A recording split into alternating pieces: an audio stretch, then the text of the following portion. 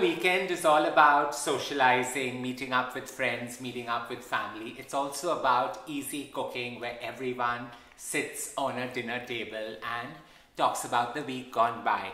Look at this naughty little girl troubling me. Now, one such dish that I enjoy creating from time to time is a Mongolian barbecue. Styles coming together with either tenderloin or some gorgeous mutton or chicken works really well. My Mongolian tenderloin works really well to actually get this entire week gone by. You pair this along with some bell peppers, some water chestnuts, and you have a truly decadent meal when styled with some flat rice noodles. Pad Thai in the making, but a confusion of sorts. The end result is star quality meals on your dinner table. I'm going off the beaten track and pairing my Pad Thai noodles along with some asparagus and some zucchini just to style the weekend up. Let's get to creating it.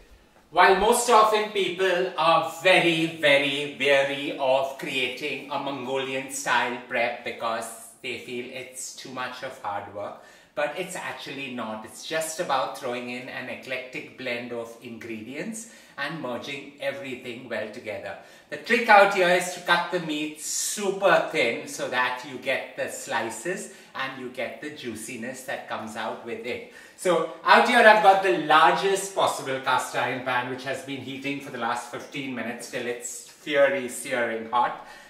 1 kg of tenderloin meat thinly sliced. To that we're going to add a good heaped teaspoon of some black pepper powder just to marinate it. A fine sprinkle of some sea salt.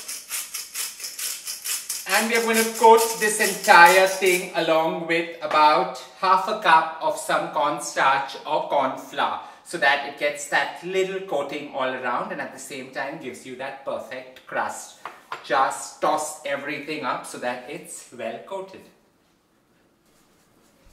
Well dusted and lightly coated. You keep this on the side and now is the time to mix the sauce together. So out here I've got 300 ml of hoisin sauce going into a large bowl. And this is a shortcut, easy Mongolian style prep because the hoisin sauce does all the magic with it. So put that entire thing into a bowl and you want the dark color to come through with some dark soy sauce. So about 20 ml of dark soy sauce along with a heaped tablespoon of some brown sugar. Just whisk it together and set it on the side.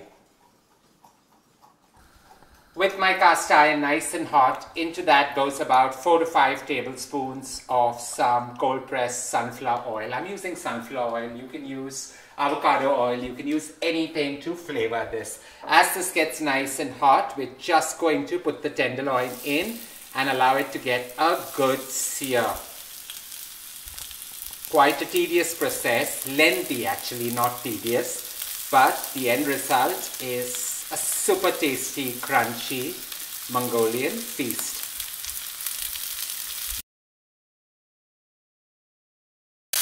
Three minutes of cooking it on one side. I'm just going to turn it and I'm cooking this in batches so that it cooks and browns and gets that gorgeous sear. So 2 batches is all that it takes to get this great product done. So a quick turn and let's wait for the next 3 minutes till the cast iron does its magic.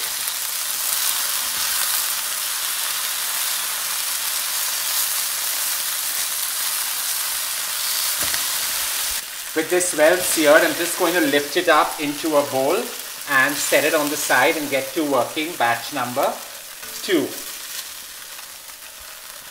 Any crusty bits that are left at the bottom just add to this Mongolian barbecue, so don't ever get alarmed by seeing this. It's just the fun element of this entire creation. A fine drizzle of oil back again, let it get nice and hot, and now we work batch number 2.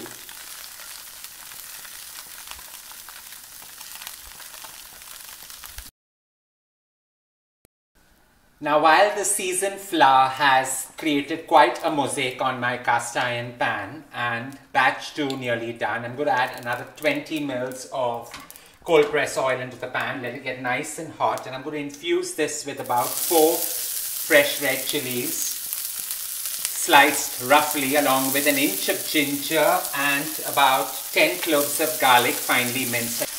Bursting with flavor, but at the same time you want the garlic and the ginger to release out most of its color and get slightly caramelized in the process.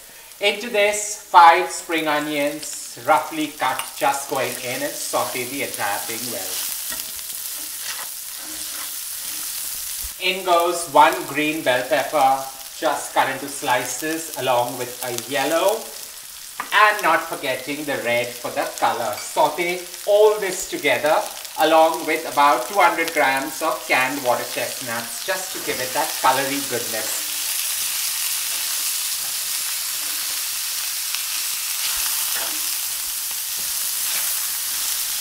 As you saute this for about 3 to 4 minutes till they get slightly soft but retain most of their crunch, we are just going to add the tenderloin back in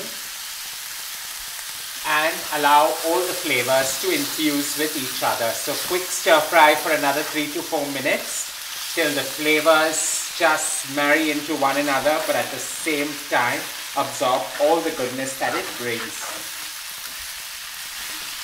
Now this humongous portion is really going to work wonders on my family weekend potluck wonder.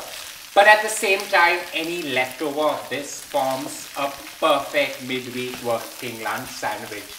Dunk this in between 3 slices of bread, the center bread to absorb most of the gravy, and you have a great meal to enjoy. So while this is ready, I'm just going to splash in about 20 mils of some sake into it. And finally, we are just going to add that sauce that we mixed together. The soy sauce, the hoisin, as well as the brown sugar. Just put that in and allow everything to toss in together.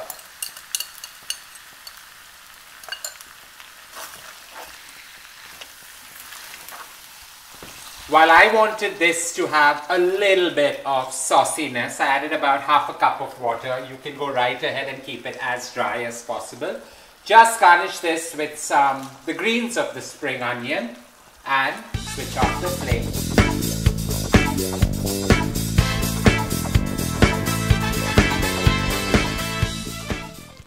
As we allow the Mongolian tenderloin to sit in that cast iron, large, humongous wok, it creates a kind of a magic where the heat along with the sauce and the light dusting of the flour that the tenderloin got gets perfectly synchronized with each other. While that magic happens there, let's get to creating that accompaniment that works along with it, and that's these thick rice noodles, or the pad thai noodles that is commonly known as. So into another cast iron pan, and all of you all know I'm cast iron obsessed. In goes about 20 mils of cold pressed sunflower oil, and we're going to scent it much later with some toasted sesame oil. So as this gets nice and hot, we're going to infuse it with some ginger. So about 1.5 inches of ginger, along with 6 cloves of garlic, finely minced. While the red chili stains the oil, and I'm just going overboard out here because that's the heat that's going to come together really well. Give this a gentle stir so that everything infuses with each other before adding in the secret ingredients that come in next. Allowing the garlic and the ginger to brown a bit just gives the flavor right, and technically these noodles always have some nut variant or some ground nuts, but I'm going off the beaten track with about 50 grams of cashew nuts, and I'm just going to allow it to saute in this and absorb all the goodness into this creation. In goes half a bunch of the white of the spring onions. Saute this along with the ginger, garlic, the red chili flakes, as well as the cashew nuts till they get slightly translucent. In goes about 200 grams of zucchini batons or squash batons that I just blanched so that they bring out that gorgeous golden yellow color.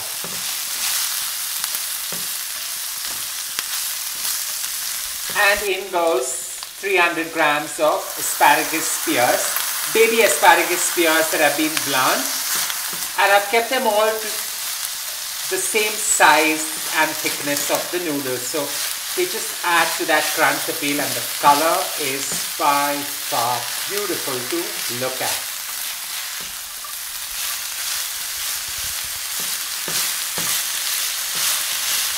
While you stir fry all this together and let it absorb with each other, at times this also forms the basis of a quick stir fry just to enjoy and indulge in. So while this has sauteed, now finally goes in the noodles.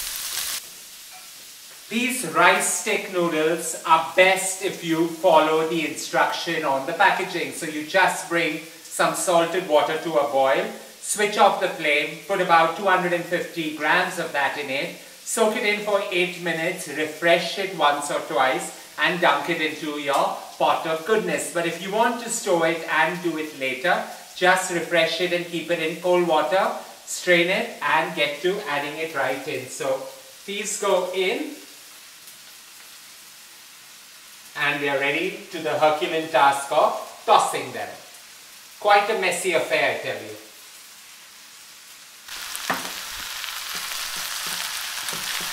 Now you want everything to mix, so I'm just going to toss them lightly, not overworking them.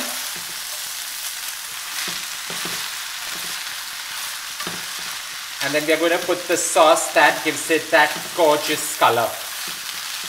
Do excuse me, a lot of things are just going to fall off, but that's the joys and beauty of cooking.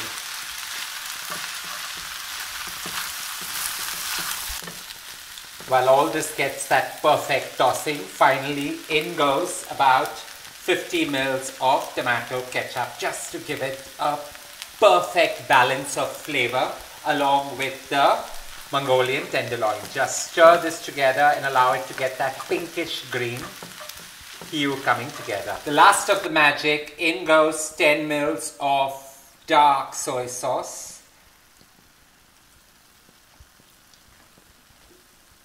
Along with about a freshly milled black pepper,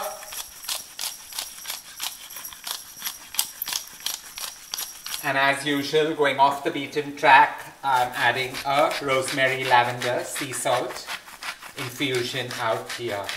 A quick toss, and all it needs is a good garnish. Try not to overwork your noodles. Otherwise it will get quite a glucky mass. So give it a good tossing and garnish it with the spring greens of the spring onions along with some cilantro just to give it that herby infusion. So about 2 tablespoons of cilantro, and this is ready. Now we did speak about that toasted sesame oil, and the trick out here is after you switch off the flame, give it a fine drizzle of about 10 ml of toasted sesame oil on top. I feel this is the best way for that sesame goodness of flavor and the smokiness coming through really well. While this is done, all we need to do is garnish it with a lemon, and I've cut them into 4 wedges and they go on top. I hope you enjoyed creating this simple yet stylishly weekend decadent meal.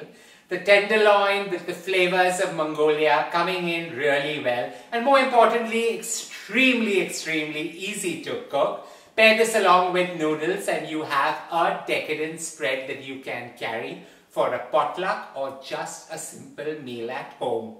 Any leftover of the Mongolian tenderloin works really well in a sandwich or a wrap or just about anything for midnight binging. Don't forget to share loads of love by hitting on the like button, and as I always say, don't forget to subscribe.